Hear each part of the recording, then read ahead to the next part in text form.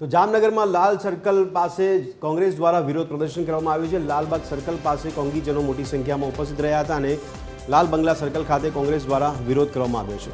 દેખાવ કરવામાં આવે છે, સેનાનું અપમાન કરવા બદલ કોંગ્રેસ દ્વારા વિરોધ કરવામાં આવ્યો છે। ત્યારે કોંગ્રેસના કાર્યકર્તાઓ મોટી સંખ્યામાં હાજર રહ્યા હતા। ભાજપ મંત્રીના પોસ્ટર ઉપર ચપ્પલો મારીને આક્રોશ વ્યક્ત કર્યો છે। સેનાને અપમાનિત કરનાર ભાજપ મંત્રી સામે આક્રોશ ઠાલવવામાં આવ્યો છે। કોંગીજનોએ હાથમાં જુદા જુદા પ્લે કાર્ડ દર્શાવીને સૂત્રોચ્ચાર કર્યા છે। તો કોંગીજનોએ હાથમાં જુદા જુદા પ્લે કાર્ડ દર્શાવીને સૂત્રોચ્ચાર કર્યા હતા।